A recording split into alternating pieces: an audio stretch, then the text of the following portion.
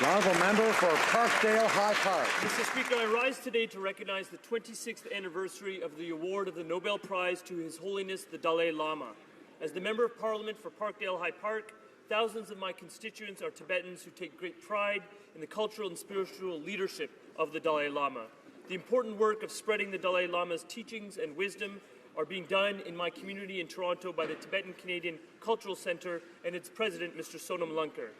His Holiness the Dalai Lama is not simply a leader for Tibetans, Mr. Speaker. He's a leader and example for us all. The global community recognized his tireless advocacy for the cause of peace with the award of the Nobel Prize on the 10th of December, 1989.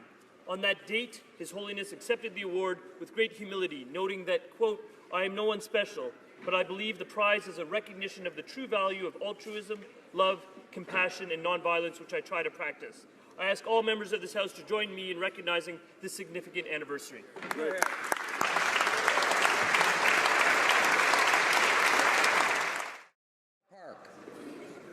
Mr. Speaker, I rise today to commemorate the 57th anniversary of the Tibetan National Uprising.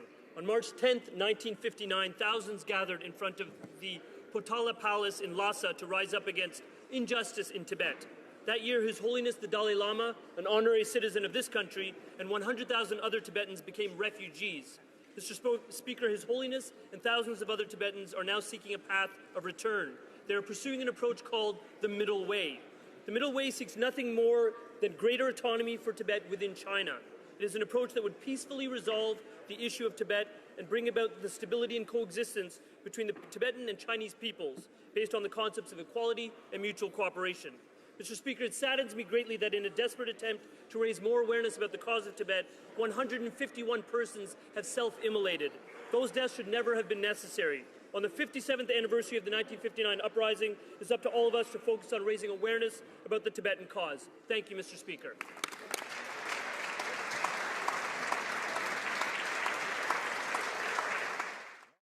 Mr. Speaker, I rise today to speak about Tibetan leader Dr. Lobsang Sangay. His Holiness the Dalai Lama relinquished political leadership of the Tibetan community in 2011, and Dr. Sangay was the first person elected ever to the post of Sikyong, or government leader, that same year. Born in a Tibetan refugee settlement in India, Dr. Sangay is a Fulbright scholar and the first Tibetan to ever receive an SJD degree from Harvard. Thousands of Tibetans in my riding of Parkdale-High Park and around the world see Dr. Sangay as a strong advocate for the Middle Way approach. The Middle Way seeks nothing more than greater autonomy for Tibet within China. It is an approach that would peacefully resolve the issue of Tibet and bring about stability and coexistence based on the concepts of equality and mutual cooperation. I salute Dr. Sangay, as well as Mr. Pempa Sering, the official representative of His Holiness the Dalai Lama, for their important work in promoting awareness about the Middle Way approach. For their vital efforts, I say, Tashi Dele.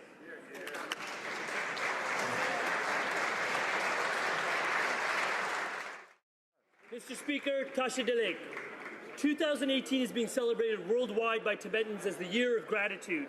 Dr. Lobsang Sangay, Sikyong of the Central Tibetan Administration, along with the Tibetan community members from across the country, are here with us today to say thank you, Canada, to thank the government for making Tibetans the first non-European group of government-assisted refugees to be welcomed to Canada in 1971, to thank Canada for our continued support of the Tibetan people and for bestowing honorary Canadian citizenship on His Holiness the Dalai Lama in 2006. Today, I wear with pride in this chamber the kata, or scarf, given to me by His Holiness. But, Mr. Speaker, as the MP for Parkdale-High Park, the home to the largest Tibetan diaspora in North America, I actually say that the thanks is all ours. To Tibetan Canadians, I say a heartfelt Tuji Che.